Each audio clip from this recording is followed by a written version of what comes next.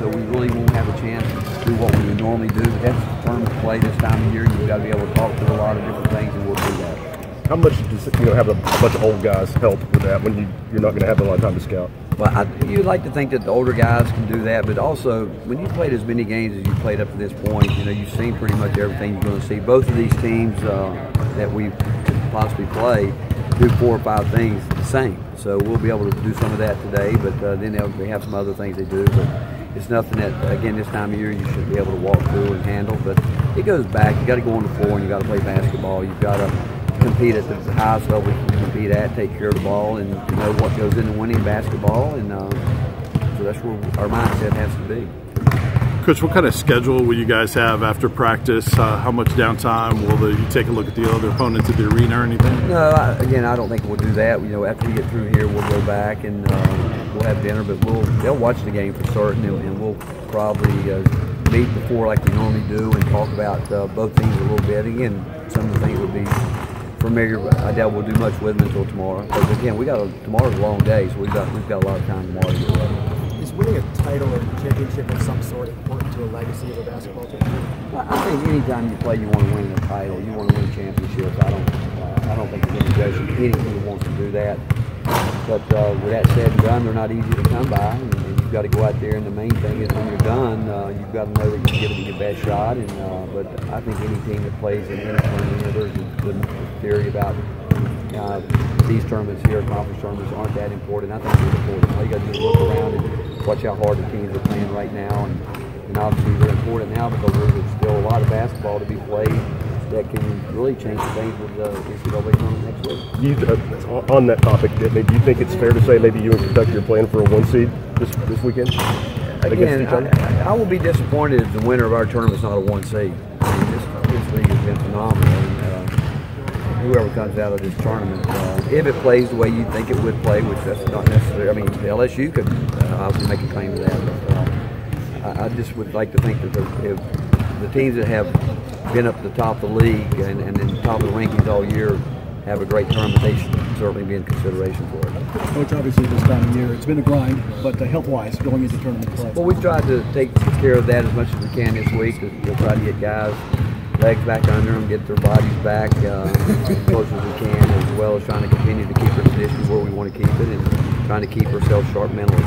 Expect you to get Eve back in the rotation? Yeah, I do. I think right now we've got to have them all. We know from a year ago that anything can happen, and with that said, we've got to have each one of these guys ready to go. Coach, we haven't talked to you since the All SEC teams came out, but Grant, second player of the year, Admiral, first team.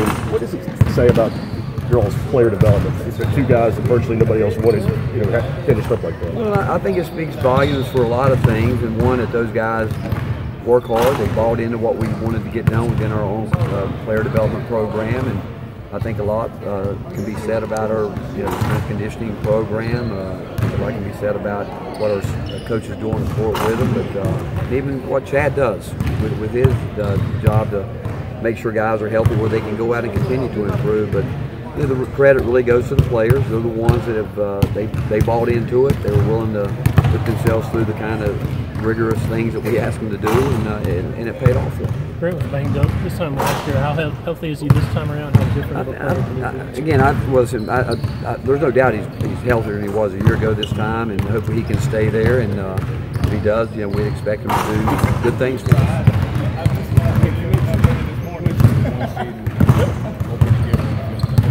The 1 seed is a big advantage, and do you think that last year was going to be more of that? Well, I still think the tournament's about basketball. I mean, you understand when you get into the tournament, a 1 seed. Now we know that any seed can beat any seed, and we do know that. And so again, I've always felt like wherever you're seated, you just got to deal with it and go with it, because even if you're a 1 seed, you come out of that game with a win.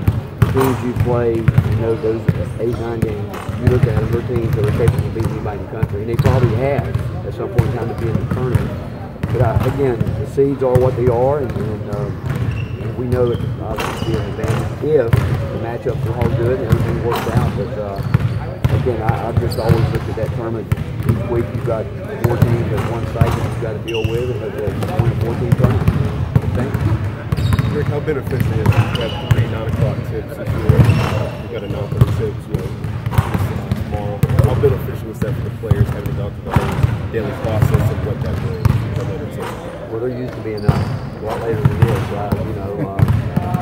again, the hard part will be waiting around once we play and say, we expect the game starts, they could be a little because again, they're going to have a chance to, they watch games, there's no doubt about that. So once, we get there, we'll have to time it, but one thing you don't want to do is get to the arena too early, sitting around and looking at the game in front of it, doesn't go into overtime or anything like that, but they can handle it, they're young guys, or whatever, they have to do it this way.